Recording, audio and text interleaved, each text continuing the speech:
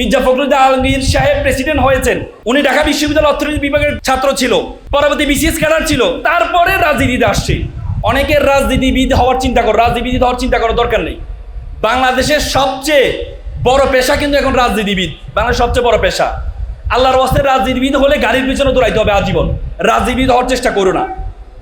রাজনীতিবিদদেরকে জিজ্ঞেস করো যে আপনি গাড়িটা পাইছেন কোথায়, কতজন আছে আমাদেরকে গাড়ি দিয়ে দেয়।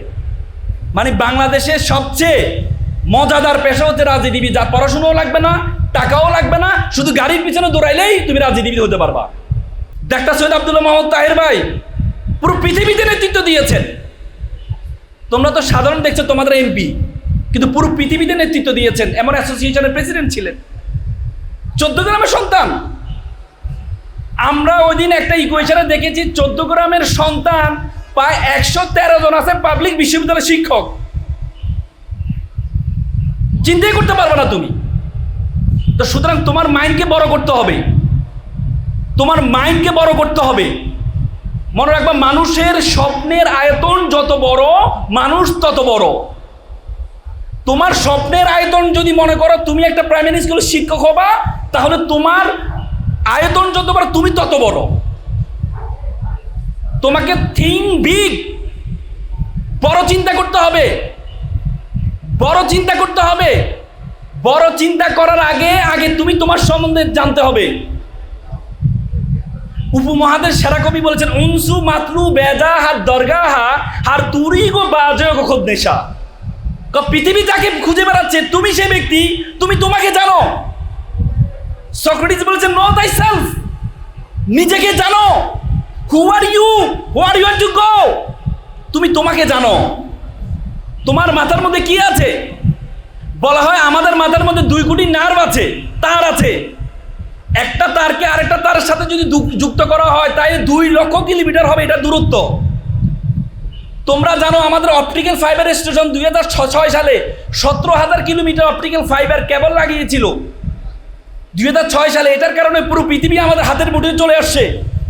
তোমার মাত্র 17,000 কিলোমিটার দিয়ে পুরো পৃথিবী আমাদের হাতের মুঠোয় চলে আসছে। 2 লক্ষ কিলোমিটার নার্ভ তোমার মাথার মধ্যে আল্লাহ দিয়েছে, পুরো বিশ্ব জগৎ তোমার হাতের মুঠোর মধ্যে চলে আসবে। এই জন্য নিজের সম্বন্ধে জানো, নিজেকে বড় ভাবো।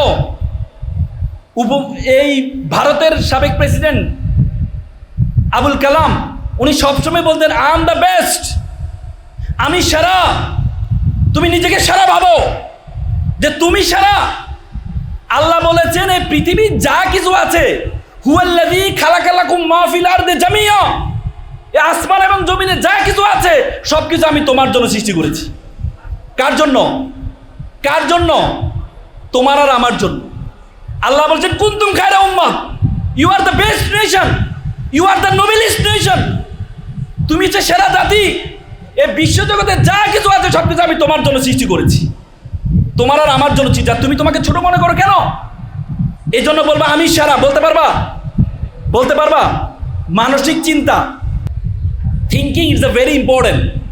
তুমি যদি বলো তোমাকে তুমি সেরা, বলে যে মানুষ হচ্ছে তার ব্রেন হচ্ছে তার বাধ্যগত সার্ভেন্ট। তুমি যদি তোমার ব্রেনকে বলো আমি সেরা, তোমার ব্রেন বলো ইয়েস স্যার তুমি সেরা। তুমি যদি ব্রেনকে বলো আমার দ্বারা কিছুই হবে না, তোমার ব্রেন বলো ইয়েস স্যার আপনার দ্বারা কিছুই হবে না। তুমি যদি ব্রেনকে বলো আমি একা, তোমার ব্রেন বলো ইয়েস স্যার আপনি একা। তুমি যদি তোমার ব্রেনকে বলো আমার দ্বারা কিছু হবে না, আত্মহত্যা করবো, তোমার ব্রেন বলবে yes sir keep going on, আপনি আত্মহত্যা করেন। এই জন্য আমরা আত্মহত্যা করি। এই জন্য নিজেকে বড় ভাবতে পারবা? আমার সাথে জোরে বলো I am the best. Loudly বলবো, 14 গ্রামের ছেলে মেয়েরা বলো আই এম দ্য বেস্ট। আওয়াজ এটা থেকে বেশি হইতে হবে। বলো আমি সেরা, I am the best, today is my day, আজকে আমার দিন। আই এম দ্য উইনার, আমি বিজেতা। জোরে বলো আমি বিজেতা। এই চিন্তাটা মাথায় রাখো যে তোমাকে বড় হইতে হবে। বড় হওয়ার মানসিকতা রাখো, বড় হওয়ার মানসিকতা রাখো। ছেলেমেয়েরা সবাই একটু দাঁড়াও, সবাই একটু দাঁড়াও। বড় দেখে স্বপ্ন দেখবা যে তুমি কি হতে চাও। মনে রাখবা, হার্ভার্ড ইউনিভার্সিটি একটা গবেষণা হয়েছে। তারা বলেছে তোমরা জাপানের নাম শুনেছ? জাপানের একজন লেখক আছে লারা হার্ভে। তিনি একটা বই লিখেছেন, বইটার নাম হচ্ছে কাইজান। উনি বলেছেন কাইজানে উনি জাপানিরা কেন সফল সেটা নিয়ে উনি কিছু এলিমেন্টসের কথা বলেছেন, কিছু গুণের কথা বলেছেন। তার মধ্যে একটা গুণ হচ্ছে ইকিগাই। ইকিগাই মানে pursue you can do the best, করো যেটা তোমার ভালো লাগে। Make it passion to profession, সেটাকে তুমি পেশনকে প্রফেশন বানাও। মানে তোমার যদি যেটা ভালো লাগে সেটা যদি তোমার পেশা হয় তাহলে তুমি সেরা হবা। বুঝতে পেরেছো? এই জন্য বাবা বলেছে ডাক্তার হইতে হবে, ডাক্তার হইতে হবে। নো, আমরা প্যারাগ্রাফে I want to be a doctor. No, তোমার কোনটা ভালো লাগে, মনে কোনটা চায়, যে কোনো পৃথিবীতে এখন মনে রাখবা কোনো পেশা বলতে কিছু নেই। আগামী 15 বছরের মধ্যে পৃথিবীর প্রায় 70% পেশা বিলুপ্ত হয়ে যাবে। আগে দেখবা যে আগে আমরা কবিতা শুনতাম, বিদ্রোহ কবিতা শুনতাম। এখন কি, এখন এই আইকে বলো, দেখবা যে 30 সেকেন্ডে তোমাকে কবিতা বানাই দিবে, বিদ্রোহী কবিতা তোমাকে নিয়ে বানাই দিবে।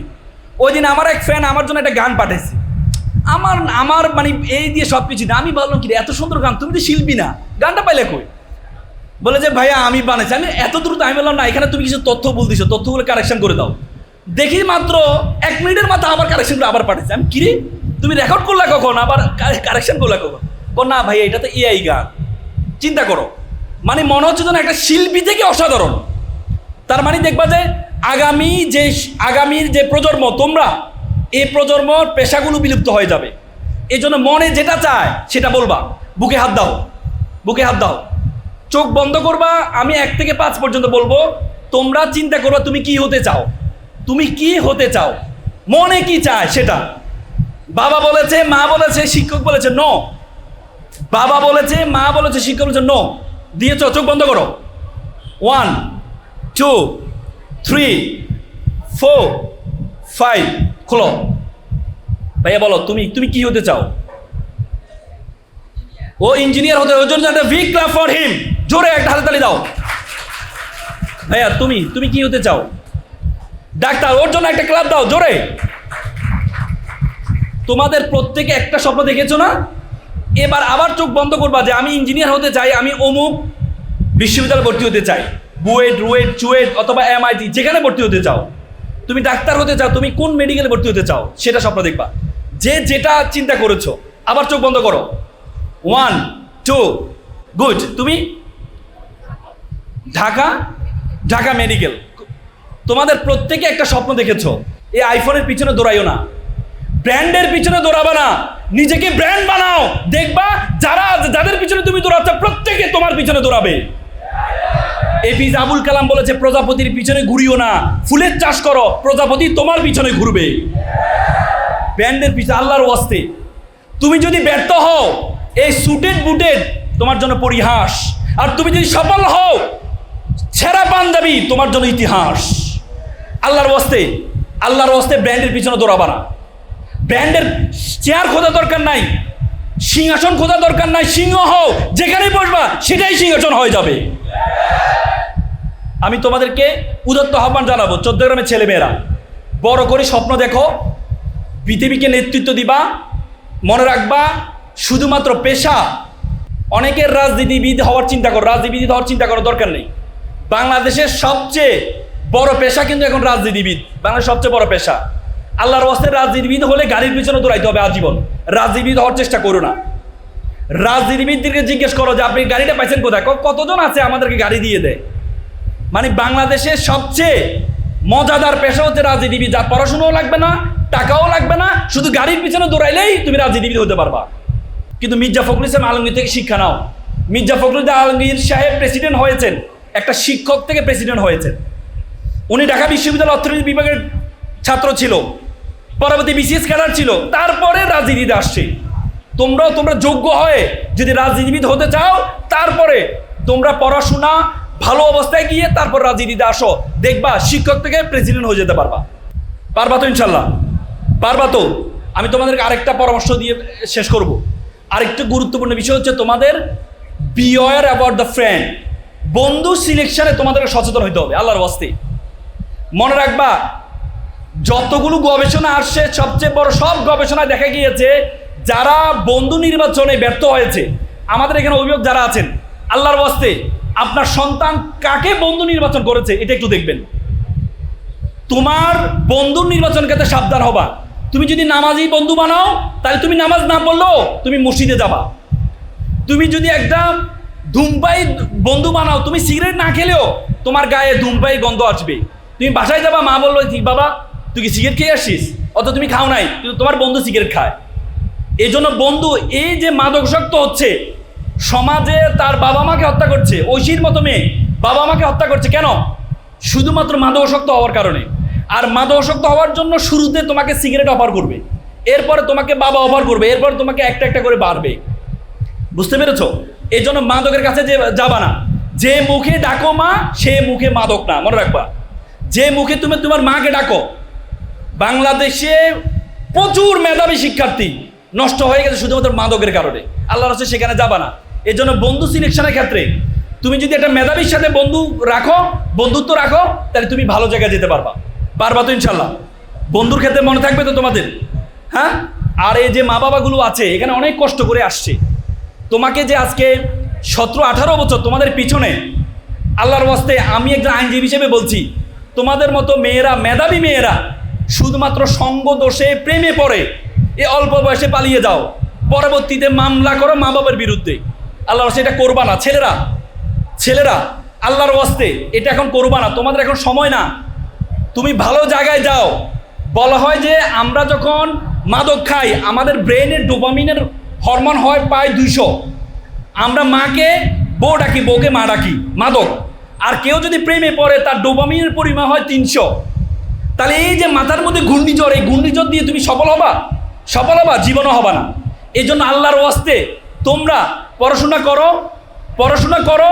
কোন জায়গায় যাওয়া চিন্তা করতে পারবে না। অনেক মেধাবী মেয়েরা দেখেছি, অনেক মেধাবী ছেলেদেরকে দেখেছি, শুধুমাত্র সঙ্গদোষের কারণে এ অল্প বয়সে পালিয়ে গিয়েছে, পরে জীবনটা শেষ। এই বয়সের যতগুলো প্রেম হয়, বিয়ে হয়, আমরা দেখেছি তার 80% ডিভোর্স হয়ে যায় 35-40 বছর বয়সে। এই জন্য এখন এত আবেগে যাবা না। এটাকে বলে ইন্টেন্সিটি অফ ইমোশন, আবেগের জোয়ার, আবেগের ধাক্কা। এটা কাজে লাগাবা না। আল্লাহর রাস্তায় পারবা তো ইনশাল্লাহ? পারবা তো? বন্ধুরা বলে যে এপিজে কালাম আরেকটা কথা বলেছেন, আমি একটি কাঠবিড়ালি পুষেছিলাম, বড় হওয়ার পর চলে গেল। আমি একটি পাখি পুষলাম, বড় হওয়ার পর চলে গেল। পরে একটি আমি গাছ রোপণ করলাম, দেখি পাখি এবং কাঠবিড়ালি সবাই আবার ফিরে আসছে। তোমার এখন বন্ধুরা, তুমি যদি স্মার্টফোন ব্যবহার না করো তাহলে বলবে যে আনস্মার্ট। তুমি যদি প্রেম না করো বলে আনস্মার্ট। সিগারেট না খেলে আনস্মার্ট বলবে। কিন্তু আল্লাহর ওয়াস্তে তার কথা শুনে রাখো, একদিন তোমার বন্ধুরা তুমি যখন সফল হবা, তোমার সাথে ছবি তুলে সেলফি দিয়ে বলবে যে বন্ধু আমার সফল, বন্ধুর সাথে একখানা ছবি। পারবা তো ইনশাল্লাহ? আর এই মোবাইলটা ব্যবহারে সাবধান হবা। এই মোবাইল তৈরি করেছে, আমরা মোবাইলকে কন্ট্রোল করব, কিন্তু আমরা এখন দেখি মোবাইল আমাদেরকে কন্ট্রোল করছে। একটা রিলস দেখতে গিয়ে দেখো যে বিদ্যাঙ্গুলি এভাবে করতে গেলে 3 ঘন্টা এভাবে করবা, তোমার ব্যথা লাগবে না হাতে। মনোবিজ্ঞানীরা, মনোবিজ্ঞানী লক্ষ লক্ষ কোটি কোটি টাকা খরচ করছে তাদের পিছনে, যেন তোমরা মোবাইলের মধ্যে তোমাদেরকে আটকে রাখে। ফেসবুক দেখছো না? ফেসবুক লোগো দেখছো? লোগোটা এভাবে তোমার মাথার নিচের দিকে রাখবে তোমাকে। এই জন্য ফেসবুক লোগো দেওয়া হয়েছে এভাবে।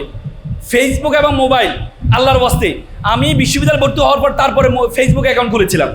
তোমাদের অনুরোধ থাকবে, ব্যবহার করবা না বলবো না, করো, কিন্তু একটা লিমিটে করো, একটা নির্দিষ্ট সময়ে করো। এটা যেন তোমাকে কন্ট্রোল না করো, তুমি এটাকে কন্ট্রোল করো। পারবা তো ইনশাল্লাহ? সবাই দাঁড়াও, আবার দাঁড়াও, শেষ। সামনে একটা হাত নাও, আমার সাথে একটা ওত